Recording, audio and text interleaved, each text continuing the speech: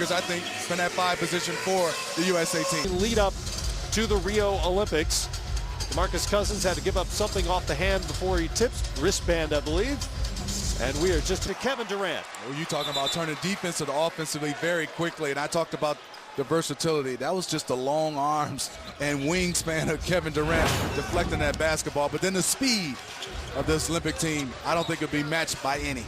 Nocioni has it. It's another turnover as Carmelo Anthony steps in. 1-on-2. He'll wait for his teammates. Finally goes baseline. Sends it out to Kyrie Irving. Back to Thompson. Durant thought about a 3. He's been great from 3 in international competition. So has Melo, but that one short. Collected by Irving. You'll note the shot clock goes to 14 on an offensive rebound in FIBA. That's a relatively new rule for FIBA. I like that rule, in fact. I do like that rule, and I think the one thing is being adjusted for our NBA guys to understand going to 14 doesn't give you a chance to play with the basketball, and that's learning the rules, and Coach K talked about that. They've been doing that throughout this summer. Scola with Melo on him, goes behind the back, and he's fouled by Carmelo Anthony. That's a great job by Carmelo. Not happy with that call, man. He did a nice. 5 fouls allotted in international play in a 40-minute game. Nocioni's off on the 3, collected by Cousins, and back come the red, white, and blue. Kyrie Irving coming off an NBA championship. That's blocked by Thalia. Out to Thompson, in and out. And it remains 2-0. Campazzo to Scola. Campazzo really sees the floor extremely well, man. He has a great IQ and a feel for getting guys some easy shots. He's built like J.J. Barea, better passer than Barea, but not the scorer that Barea is. U.S. is off again. Nocioni lost it. Toes the line for 3, and it's good. Andres Nocioni, the 36-year-old, one of those gold medalists from the 04 team. What I love about Nocioni, he will definitely come out and compete, especially on the defensive end, get a little physical. And on that play, it was interesting. That was a pump fake, a fumble, and another pump fake. A lot of stuff happened there.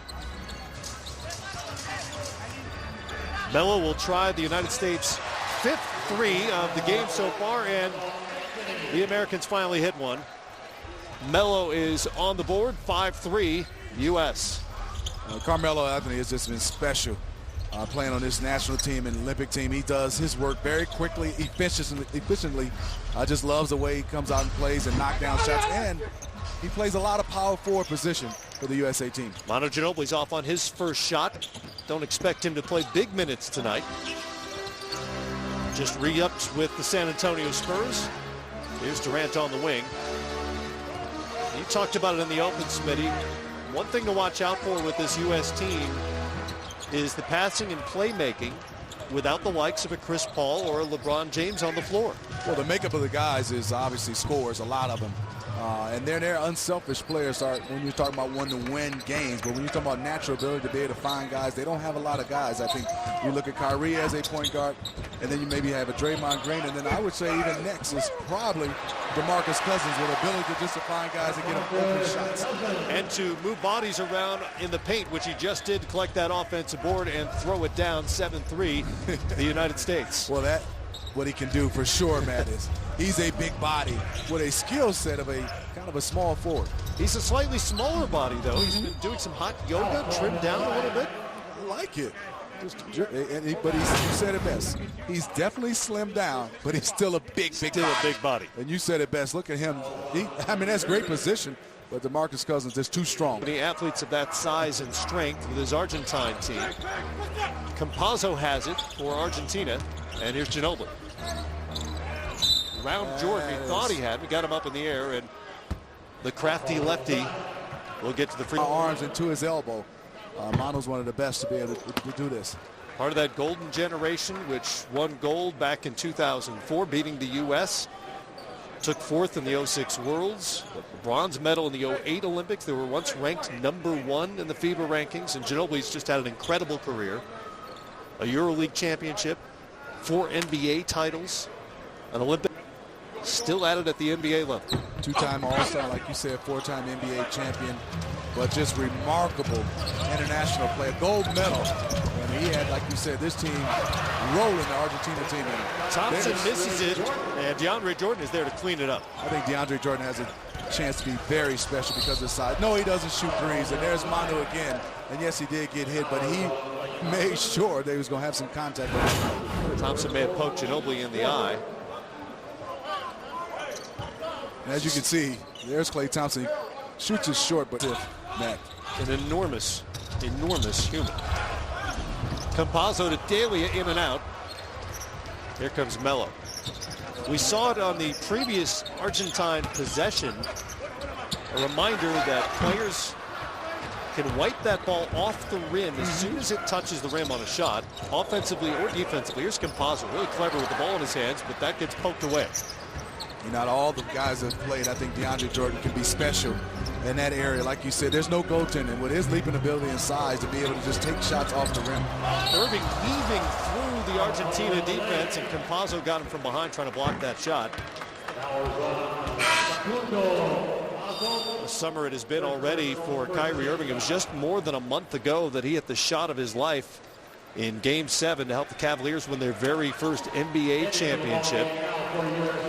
Plays so well in that historic comeback from down 3. Getting a chance to continue in the finals last year. And like you said, down 3-1. But he was spectacular along with LeBron James. And like you said, that was a huge shot. And now he has a chance to win a gold medal and lead this team at 24 years of age. First points of the night for Irving, who had 26 in that Game 7. Remember, he had 41 in the Game 5 Cleveland win. Ginobili with Jimmy Butler now on him into the game, and he'll try the 3. That's off, and Jordan has it. He'll get a lot of those. Above the rim and above the square. Durant past Scola. Leaves it for Jordan. It's an awkward stop, but throws it down nonetheless. DeAndre Jordan had to gather his feet for a moment.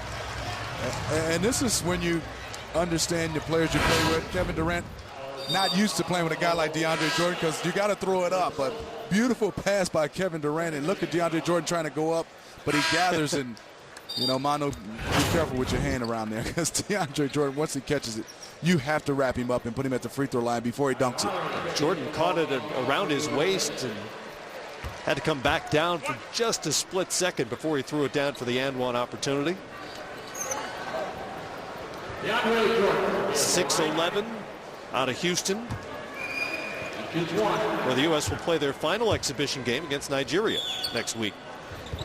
First time with the U.S. senior national team, an off-ball throw. As you know, Jordan struggles from the free throw line. Campazzo ahead to Nocioni. And there's Kyle Lowry. Boy, he is walking on the ball with his strength and size. And Lowry forced to travel on Nocioni. Kyle Lowry's given up about 7 or 8 inches to Nocioni, but he kind of bulldogged him into that turnover. Maybe a little more fast-paced. They've always run at the international level, certainly in the Olympics, but forcing turnovers, getting out and run, and maybe coming in waves as we've seen so far here in terms of the rotation. That's what I love about great coaches and Coach K understanding the, you know, not just sticking to a game plan. That guys at that wing position that can get out and run and make plays and are comfortable handling the basketball. Sometimes you have wing guys, they're runners, they're just finishers. These guys can make plays off the dribble, shoot threes like a Paul George. He is made for international play. And then you have that guy right there, DeAndre Jordan. There's no way when you have a guy that you have to go help and you feel that you're going to get back to be able to box him out. It's just impossible. Well, Argentina's going to have the same problem on their roster as DeAndre Jordan. No, I mean, I think you got to go with somewhat of a zone and also sometimes a flat-out zone to be able to have guys that have their body on him to keep him off the glass. Well, Coach K's been at this a while. This is his 20th USA coaching staff. Going back a long ways, as well as the Division I all-time leader in wins. Scola looking for Brusino. Signals crossed there, and another turnover for Argentina. That's Nicholas Brusino, who signed with the Dallas Mavericks this summer, coming to the NBA. He will be the 10th Argentine player to play in the NBA. And you talk about the Dallas Mavericks being able to pick up a guy like Nicholas to be able to play with a Dirk Nowitzki. He's going to create space for you even at his age. So interesting to see how he fits in with the Mavs, and we're getting a chance to have a first-time look of him, as well as seeing Argentina run a little bit of a zone. Yeah, a little bit. Lowry, baseline to Butler. Pump fake, steps inside the two-point line. That's short. Cousins gets another offensive board for the U.S. Nocioni got a hand on it. but Andres will pick up the foul. Cousins and Jordan are really hurting Argentina on the offensive boards. They are. I talked about the zone. They were in a zone, and they did a great job. As you can see, the ball goes up. There's Scola, there's no Cioni, but just the strength of DeMarcus Cousins to be able to go get it and then being able to draw a foul. That's controlling the paint offensively for the USA team. Cousins was one of 4 players on the gold medal winning World Cup team 2 years ago in Spain. Averaged just under 10 points and 6 boards a game. Shot 70% in that tournament. Played fantastic. And Draymond is one of those guys that can jack up all trades when we start talking about the versatility. He's probably the #1 guy in the league at the guy who can play 1 through 5 and also on the offensive end do some special things.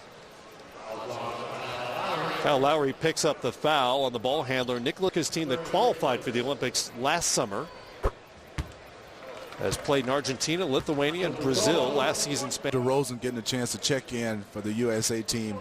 Another wing guy with some versatility. Doesn't shoot a lot of threes, but his mid-range game and his defensively. And now you see no point guard in the lineup for USA. Paul George is handling that duties.